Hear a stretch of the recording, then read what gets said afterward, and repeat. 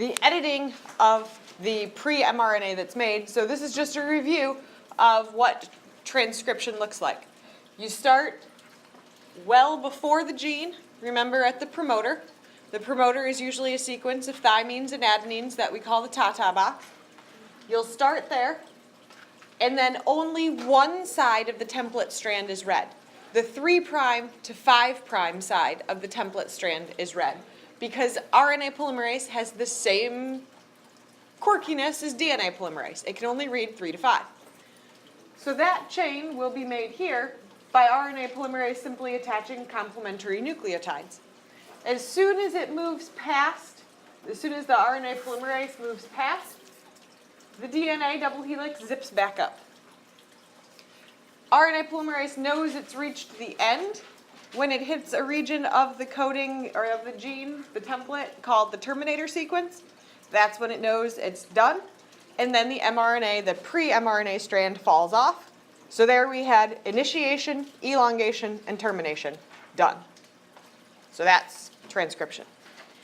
Translation doesn't begin until gene editing happens. So this was transcription.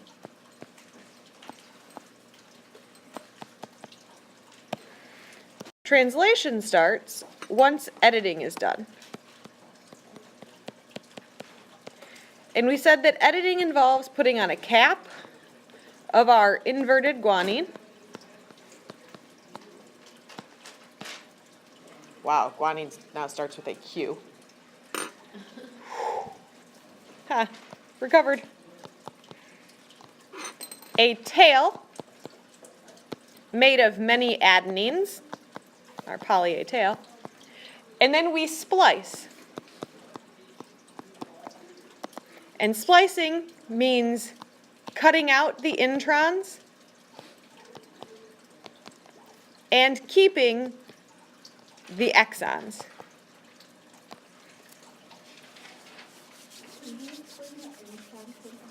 Sure. So let's take a look at this. I know I have a picture of it. I saved a picture of it. Didn't I? Is this the one? Nope. That's not the one.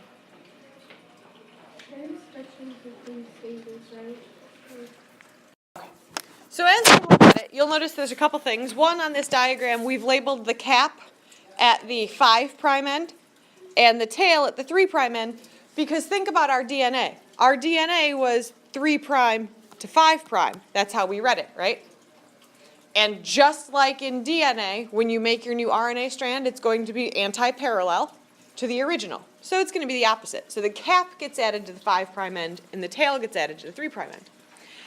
Introns and exons, those are terms we use to refer to a region of DNA nucleotides that either are used to make protein or they're cut out and not used. Introns are the ones that are cut out and not used.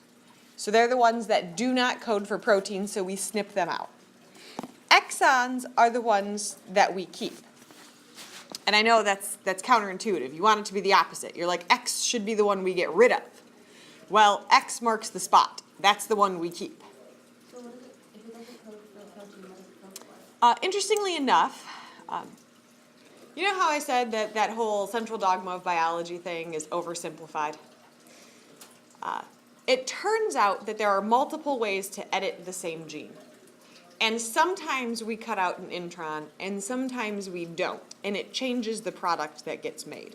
So, for example, if I had a recipe for chocolate chip cookies and walnuts were included on the recipe list, I can edit that out and I make a chocolate chip cookie. If I leave it in, I make a walnut chocolate chip cookie. So when we read our genes, if we leave in certain introns in one editing version and omit them in another, we make a very similar gene product that's related, but it doesn't do quite the same thing. It turns out we didn't know that for a long time. Scientists assumed it was like one gene, one protein. Turns out it's one gene, multiple proteins, just as a matter of how we edit this thing. And this is fairly new. Like, this is the last 5 years of genetics where we've discovered this. And because of that, we've had to revisit that central dogma of biology where we're like, oh, it's not quite so simple. Which is why, if you talk to any research scientist, they're so worried about people editing genes, genetically modified organisms, like going into that organism and editing its genes, because you think you're editing one protein, you don't have any idea what other proteins you may also be editing. So that's a kind of a scary thing for scientists at the moment, which you'll hear a lot about it in the news. It's been in the news a lot lately, if you've been paying attention. Some researchers in China have edited some genes in a human embryo. That's something that all other scientists have said, we're not ready to go there yet. Can we do it? Yes. We haven't examined the outcome of that yet. So let's not do it until we know what's going to happen. You know, toying with humans, probably a big deal. But this team of researchers in China decided, we don't care what the rest of the world agreed to. We're going to edit anyway. And so there's kind of a scientific kerfuffle, which is why it's been in the news lately, because everybody's fighting about it. What was the outcome? Viable human embryos, but as they do often in any experiment, because they were the result of an experiment, and we don't quite know what would happen, they would be destroyed as medical waste. So viable human embryos that got genetically modified were then destroyed because they didn't intend on having them fulfill their life. They just wanted to see if they were able to do the editing. So you can see why all the other scientists are like, yeah, let's not do that yet. How do they keep it to see what happens after?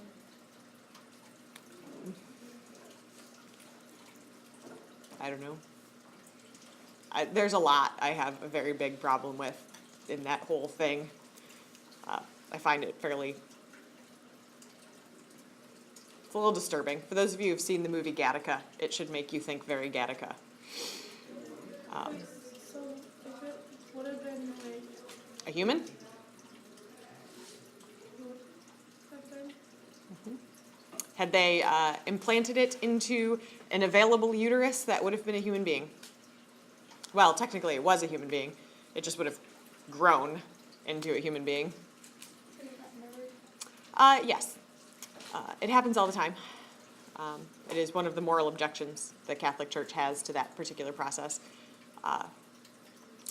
I think it's very sad, and if I think too long about it, I start crying, so I'm not going to think that long about it, but I will remind myself what I remind myself every time. Those people didn't have to be born into a world of suffering. They immediately returned home with their body and soul to God, and they never knew suffering. See, that's what I tell myself, so I'm like, okay, I don't have to worry too much about them. I still worry about them. I still pray for them.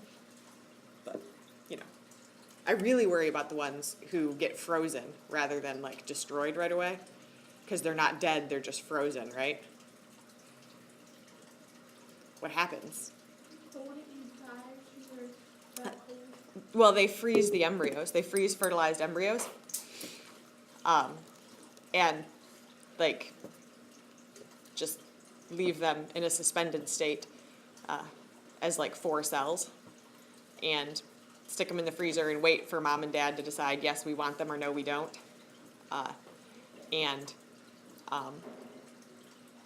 I worry about those because they don't immediately go home to God. And then I'm like, are they lonely? Are they conscious? Are they capable of thought? They have a soul. We believe they get a soul at conception, right? So if they got a soul when they were conceived in a petri dish versus a uterus, it's all the same. You get a soul. What's their soul doing? Like frozen? Is it frozen too? Are they like chillaxing in limbo?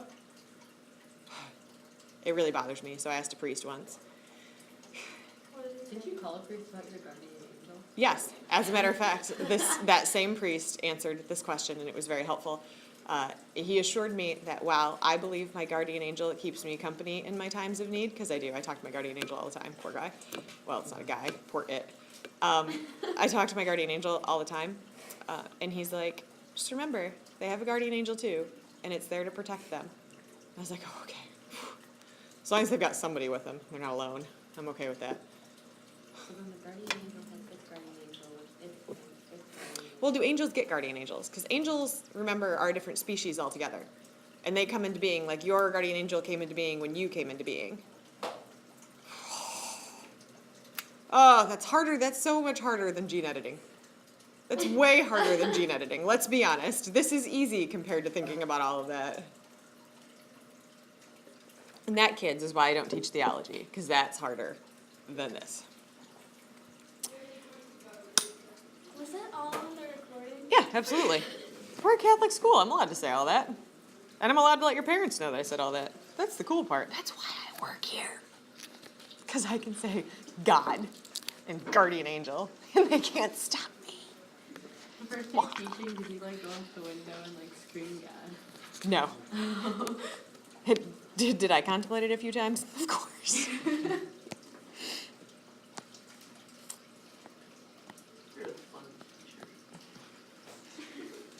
I think it might just be that life in my head is interesting. You should come to chemistry.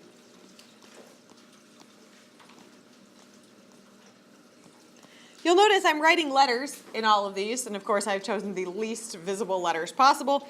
Let me change that. Is that more visible? Yeah. Fabulous. Oh, this is the DNA. Why am I writing that on there? How many letters was I writing in each one? 3. Excellent. That's the point here. So in these, when we read mRNA, we read it 3 letters at a time. We call that a triplet codon. So as we start to examine these things, I want you to start thinking in chunks of 3. If that were true, on only the coding region, because those are the only ones we care about. Now that we have a mature mRNA transcript that's been spliced, so we took out our introns, we left our exons, we put a cap on, we put a tail on, now it's free to leave the nucleus. As soon as it leaves the nucleus, we start the process of translation, where we go from the nucleic acid language to the amino acid language. So this thing right here is going to be the thing that exits a nuclear pore, enters the cytoplasm, and goes to a ribosome. Remember when we did parts of the cell, we said ribosomes were places that proteins are made. How do proteins get made? Well, the process of translation. So this little mature mRNA is going to migrate to a ribosome. It migrates to a ribosome.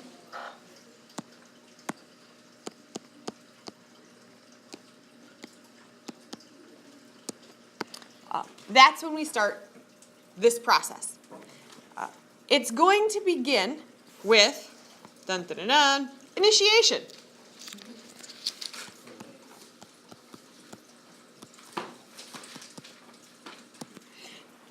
Initiation is the process of the mature mRNA attaching to a section of ribosome that we call the small ribosomal subunit.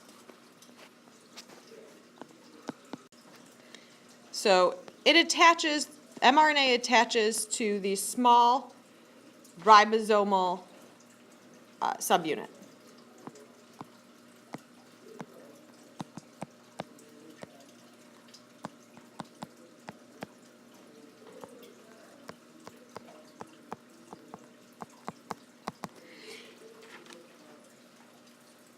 Ribosome is made of 2 parts, and we were very creative in naming them the small ribosomal subunit and the large ribosomal subunit.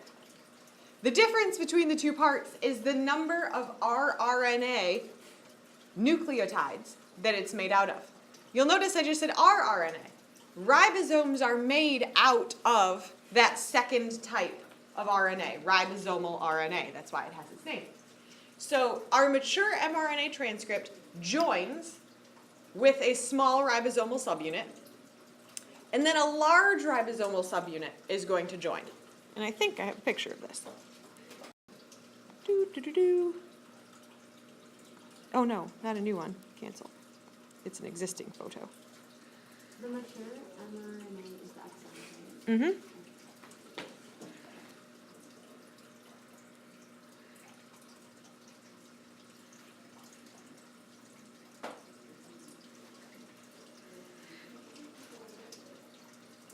So this picture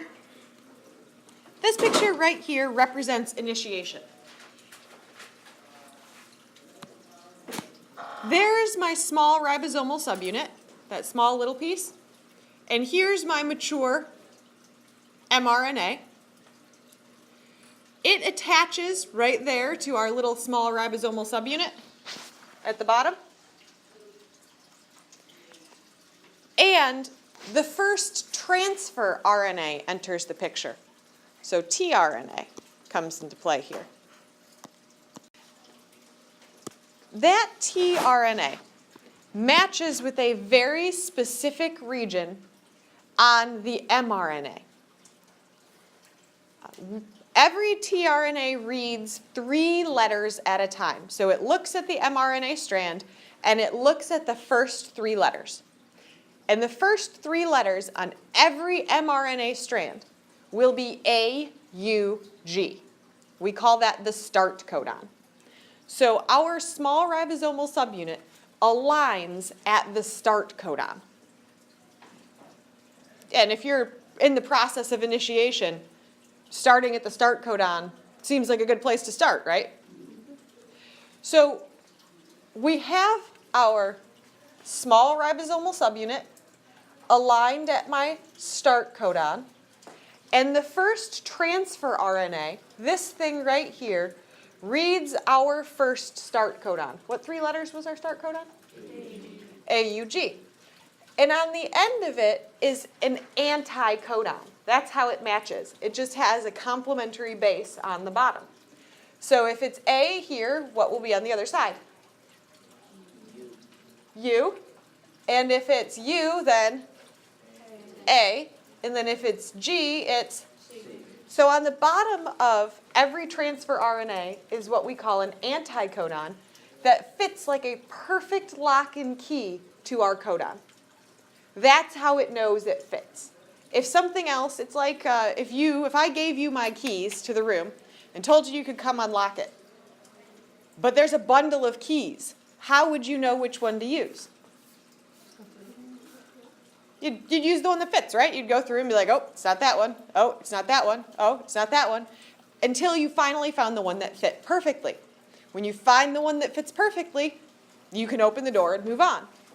Here, as soon as it finds the one that fits perfectly with that start codon, it attaches, and we're able to move on to the next step. So that brings, on one side of tRNA is the anticodon that fits.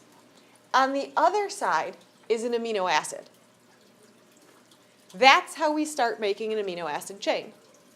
We start by simply fitting on what fits down here at the bottom, our anticodon, and every anticodon brings the appropriate amino acid with it. In this case, AUG brings with it an amino acid called methionine. So that's what this chain will start with. You'll notice, that's why it says up here, methionine, because that's what is a start codon. So it codes for. After methionine has bonded to it, you can the initiation factors fall off. I'm not worried about that. But you'll notice this big thing up here floats in. That's the large ribosomal subunit. It floats in and it attaches. So now we have, at the end of initiation, a small ribosomal subunit, a large ribosomal subunit, and a transfer RNA molecule that brought methionine to the start codon. Initiation is done. Don't worry, initiation is the hardest one. Where does that amino acid go? It's still actually attached right here. It's the energy, the GTP, that was with it that falls off. Oh, okay. So the amino acid's still there. Wait, so the bigger subunit Mm-hmm. comes in and then how it just It fits like a lock and key, so it attaches to it. And then it just creates the amino acid. It creates the start of the chain of amino acids. Okay. So we call this thing right here, the small subunit, the large subunit, the mRNA. When all these things are attached together, we call that the initiation complex. And as soon as the initiation complex has formed, then we're not in initiation anymore. We get to move on to elongation.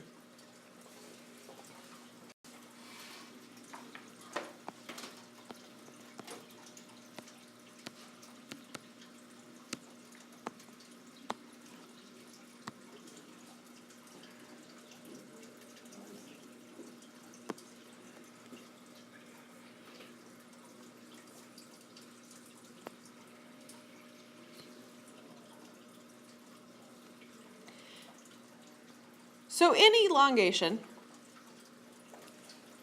all that's going to happen, you'll notice that our large ribosomal subunit had 3 like spots on it. Did you notice those shaded things?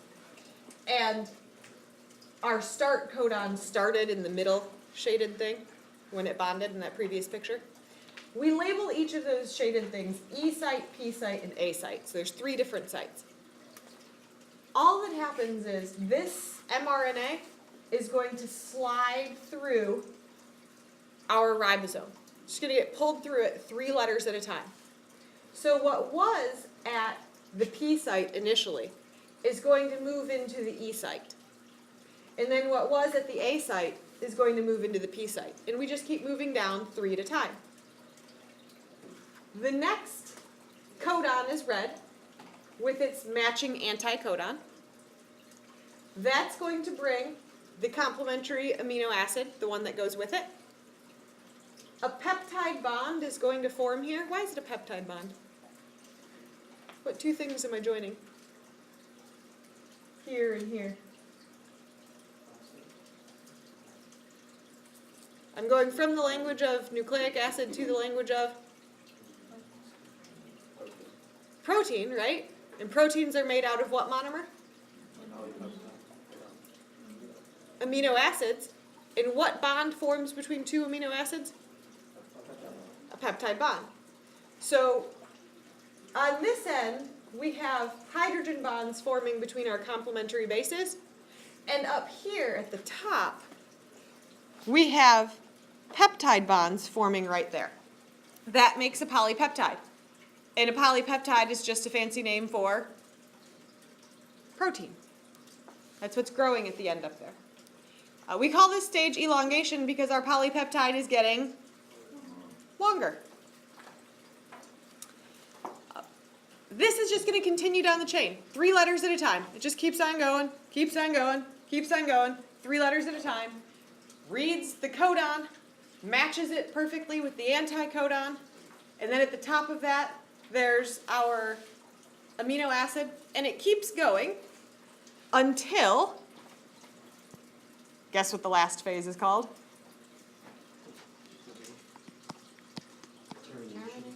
Termination. And in termination,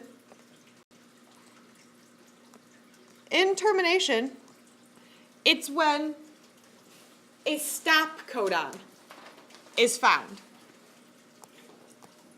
So a stop codon slides into the A site, and as soon as it reaches the stop codon, it stops. That was its instructions. There are 3 possible stop codons. There are 3 of them.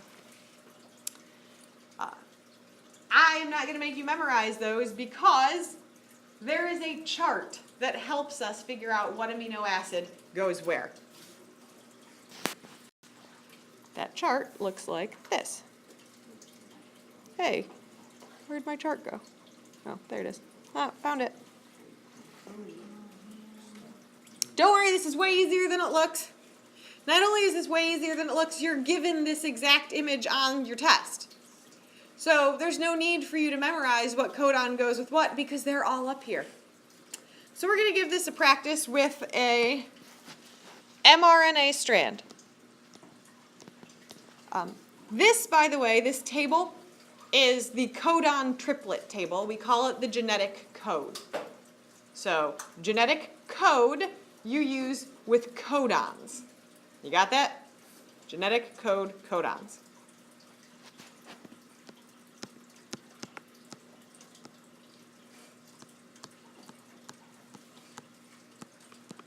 We're going to start with only 3 codons. So if in the P site it encounters an AUG, we look for the first nucleotide of an A, the second nucleotide is U, and we trace it down to the meeting box. The third nucleotide is a G, and you just trace it across. The codon AUG codes for the amino acid methionine. Was that as bad and scary as this table looked? Could you just find it? Can I like? Can you just do that again? Let's try GGG. First codon is a G, so we know we're going to be in this row somewhere. Second codon is a G, so we're going to follow where these 2 rows meet. So we know it's going to be somewhere in this box, right? GGG codes for glycine. GLY. Try UGA on your own. Which one do you start with? The left one or the top one? First nucleotide. The stopper. UGA is one of the 3 stop codons. So congratulations, your polypeptide would be 2 amino acids long. Methionine and glycine. How many letters did it take to make a 2 amino acid chain? 9. We used 6 coding and 3 non-coding, so 9 total, right? For every 3 nucleotides in mRNA, that translates into 1 amino acid. So that's why our mRNA is like thousands of bases long, because you have to divide it into thirds, and that's how long it's going to be in amino acids. You'll also notice something strange about our genetic code. It's what we call a duplicate code. Multiple things code for glycine. Because we've got 4 letters to choose from, right? A, G, C, and U. Those 4 letters in 3-letter combinations, we've got like all kinds of possible combinations on this chart. In fact, every possible letter combination is on this table. There's only 20 amino acids, and there's like 72 combinations, right? So there has to be some duplication. That's what makes some genetic mutations silent or unnoticeable. Because sometimes if it was a mutation that changed a CCG to a CCA, you get the same amino acid in the protein. Doesn't matter. Didn't change anything. Didn't change my outcome. No big deal. That'd be like changing store brand chocolate chips for Toll House chocolate chips in a recipe. Doesn't actually matter. So, those are substitutions that, nobody cares. Now we're going to look at this whole thing in motion, because you guys know that I promised you that these things always make more sense in motion. And I will post a link to that on Plus Portals as well, so the videos that we're going to watch. So here's your DNA sequence.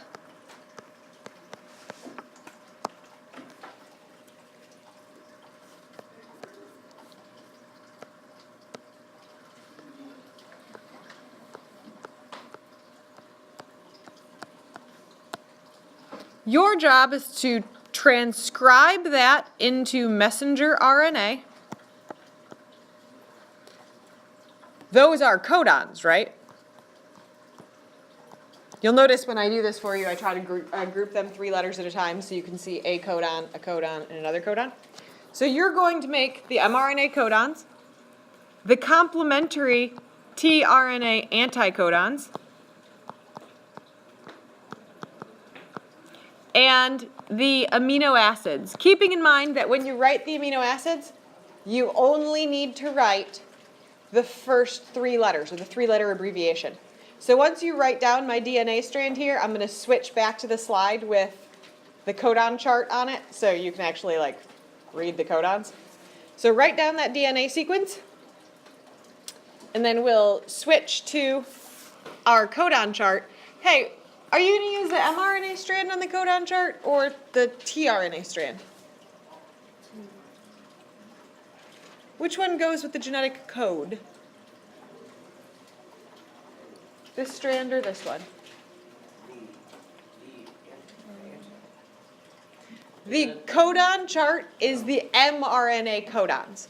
So that chart, always use this row when you do it. Don't use the transfer RNA, you'll end up with all the wrong amino acids. My chubby